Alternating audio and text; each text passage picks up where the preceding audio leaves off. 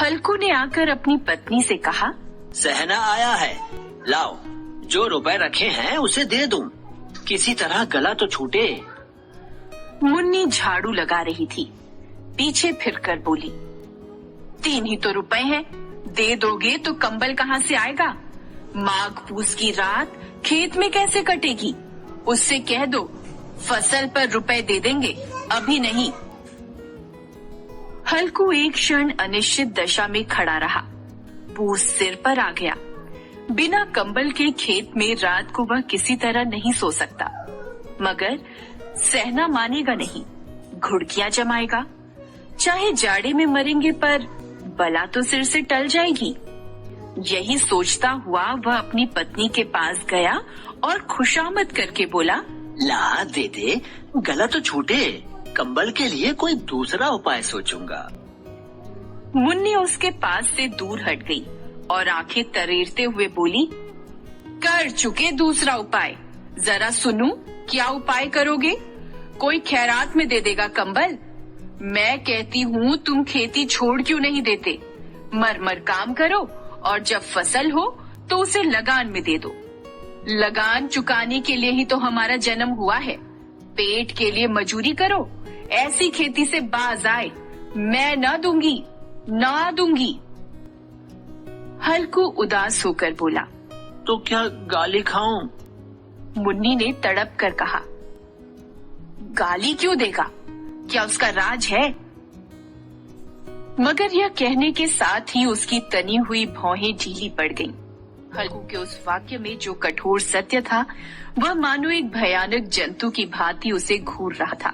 वह जाकर रुपए निकाल लाई और हल्कू के हाथ पर रख दिए। फिर बोली, तुम छोड़ दो अब ये खेती। मजूरी में सुख से एक रोटी खाने को तो मिलेगी, किसी की धौंस तो न रहेगी। ऐसी खेती किस काम की कि मजूरी करके लाओ और उसे भी इसमें झोंक दो, उस पर ये धौंस सहो। हल्कू ने रुपए लिए और इस तरह बाहर चला मानो अपना हृदय निकाल कर देने जा रहा हो। उसने मजूरी से एक एक पैसा काट कर 3 रुपए कंबल के लिए जमा किए थे। वे आज निकले जा रहे थे। एक एक पग के साथ उसका मस्तक अपनी दीनता के भार से दबा जा रहा था। पूस की अंधेरी रात, आकाश में तारे भी ठिठुरते हुए मालूम होते थे। हल्कू अपने खेत के किनारे ऊख के पत्तों की छतरी के नीचे बांस के खटोले पर अपनी पुरानी सूती चादर ओढ़े पड़ा कांप रहा था। खाट के नीचे उसका संगी कुत्ता जबरा पेट में मुंह डाले सर्दी से कू कर रहा था। दोनों में से एक को भी नींद नहीं आ रही थी। हल्कू ने घुटनों को गर्दन में चिपकाते हुए कहा, क्यों जबरा, जाड़ा लगता है? कहता तो था घर में पुआल पर लेटा रहे। तू यहाँ क्या लेने आया था? खाओ ठंड, मैं क्या करूँ? जानते थे मैं यहाँ हलवा पूरी खाने आ रहा हूँ। दौड़े दौड़े आगे आगे चले आए। अब रो नानी के नाम को। जबरा ने पड़े पड़े दुम हिलाई और अपनी कूकू को दीर्घ बनाता हुआ एक बार जम्हाई लेकर चुप हो गया। उसकी श्वान बुद्धि ने शायद ताड़ लिया कि स्वामी को मेरी कू से नींद नहीं आ रही है। हल्कू ने हाथ निकालकर जबरा की ठंडी पीठ सहलाते हुए कहा, कल से मत आना मेरे साथ, नहीं तो ठंडे हो जाओगे। यह पछुआ न जाने कहां से बर्फ लिए आ रही है। किसी तरह बस रात कट जाए। यह खेती का मजा है और एक एक भाग्यवान ऐसे पड़े हैं जिनके पास जाड़ा जाए तो गर्मी से घबरा कर भागे। मोटे गद्दे, लिहाफ, कंबल तकदीर की खूबी है। मजूरी हम करें, मजा दूसरे लूटें। जबरा ने हल्कू के मुंह की ओर देखा। हल्कू, आज और जाड़ा खा ले। कल से यहाँ मैं पुआल बिछा दूंगा, उसी में घुसकर बैठना, तब जाड़ा न लगेगा। जबरा ने अपने पंजे उसकी घुटनियों पर रख दिए और उसके मुंह के पास अपना मुंह ले गया। हल्कू को उसकी सांस गर्म लगी। हल्कू निश्चय करके लेटा कि चाहे कुछ भी हो, अब सो जाऊंगा। पर एक क्षण में ही उसके हृदय में कंपन होने लगा। कभी इस करवट लेटता, कभी उस करवट, पर जाड़ा किसी पिशाच की भांति उसकी छाती को दबाए हुए था। जब किसी तरह न रहा गया, उसने जबरा को धीरे से उठाया और उसके सिर को थपथपाकर उसे अपनी गोद में सुला लिया।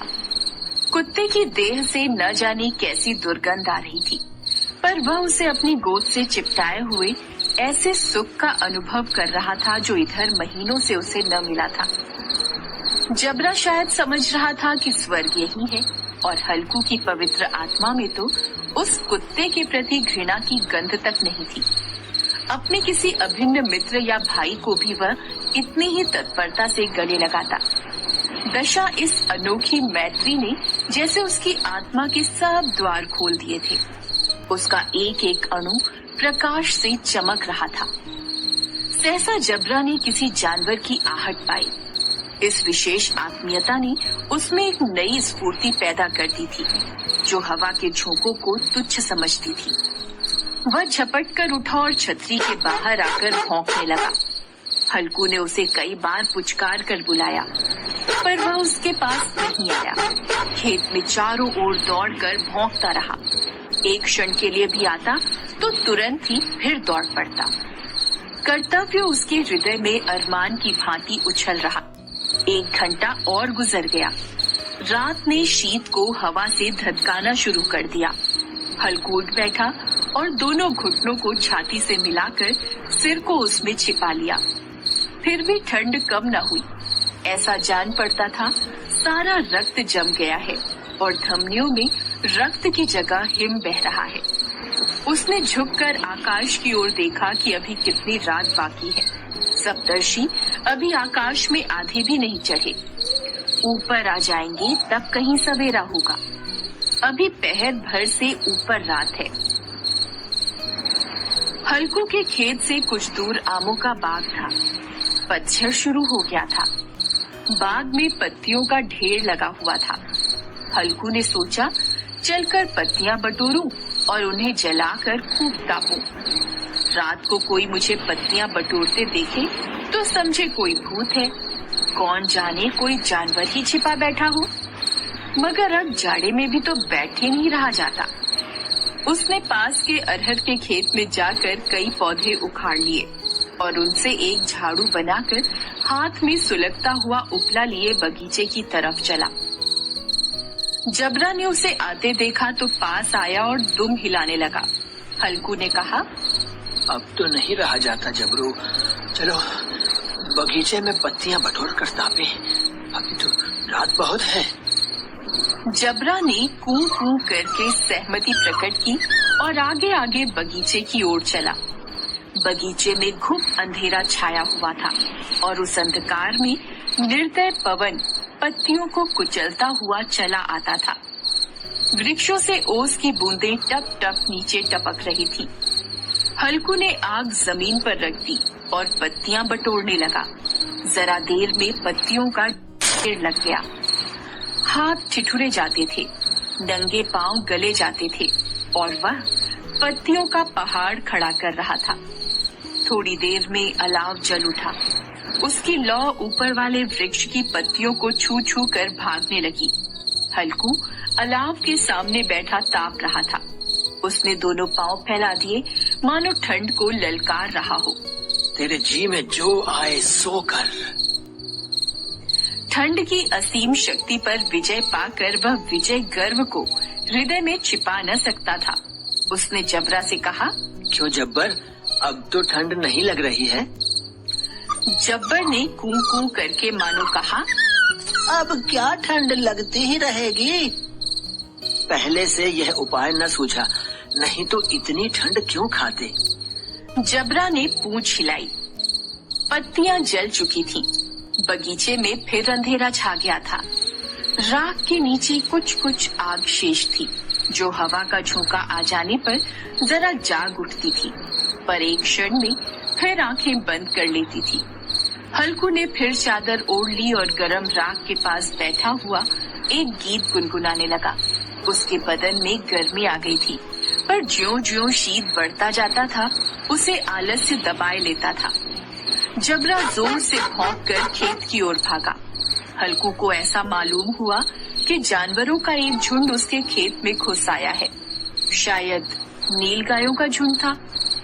उनके कूदने और दौड़ने की आवाजें साफ कान में आ रही थी। फिर ऐसा लगा कि वे खेत में चर रही हैं। उनके चबाने की आवाज सुनाई देने लगी। उसने दिल में कहा, नहीं, जबरा के होते जानवर खेत में नहीं आ सकता। वह नोच ही डालेगा। मुझे भ्रम हो रहा है। अब तो कुछ नहीं सुनाई देता। मुझे भी कैसा धोखा हुआ। उसने जोर से आवाज लगाई, जबरा, जबरा। जबरा भौंकता रहा, उसके पास नहीं आया। फिर खेत में चरे जाने की आहट मिली। अब वह अपने को धोखा न दे सका। उसे अपनी जगह से हिलना भी जहर लग रहा था। इस जाड़े पाले में खेत में जाना, जानवरों के पीछे दौड़ना असूझ जान पड़ा। वह अपनी जगह से नहीं हिला। उसने जोर से आवाज लगाई, लिहो, लिहो, लिहो। जबरा फिर भौंक उठा। जानवर खेत चर रहे थे। फसल तैयार थी। कैसी अच्छी खेती थी, पर दुष्ट जानवर उसका सर्वनाश किए जा रहे थे। हल्कू पक्का इरादा करके उठा, पर 2-3 कदम पर एकाएक हवा का ऐसा ठंडा, चुभने वाला, बिच्छू के डंक सा झोंका लगा कि वह फिर बुझते हुए अलाव के पास आ बैठा और राख कुरेद कर अपनी ठंडी देह को गरमाने लगा। जबरा अपना गला फाड़े डालता था। नील गाय खेत का सफाया किए डालती थी और हल्कू गरम राख के पास शांत बैठा हुआ था। अकर्मण्यता ने रस्सियों की भांति उसे चारों ओर से जकड़ रखा था। उसी राख के पास गरम जमीन पर वह चादर ओढ़कर सो गया। सवेरे जब उसकी आंख खुली तब चारों ओर धूप फैल गई थी और मुन्नी कह रही थी, क्या आप सोते ही रहोगे? तुम यहाँ आकर रम गए और उधर सारा खेत चौपट हो गया। हल्कू ने उठकर कहा, क्या तू खेत से होकर आ रही है? मुन्नी बोली, हाँ, सारे खेत का सत्यानाश हो गया। भला ऐसा भी कोई सोता है? यहाँ मड़ैया डालने से क्या लाभ हुआ? हल्कू ने बहाना बनाया, मैं मरते मरते बचा। तुझे अपने खेत की पड़ी है। पेट में ऐसा दर्द हुआ कि मैं ही जानता हूँ। दोनों खेत की दशा देख रहे थे। मुन्नी के मुंह पर उदासी छाई थी, पर हल्कू प्रसन्न था। मुन्नी ने चिंतित होकर कहा, अब मजूरी करके मालगुजारी भरनी पड़ेगी। हल्कू ने प्रसन्न मुख से कहा, रात की ठंड में यहाँ सोना तो नहीं पड़ेगा। हेलो दोस्तों, कैसे हैं आप सब?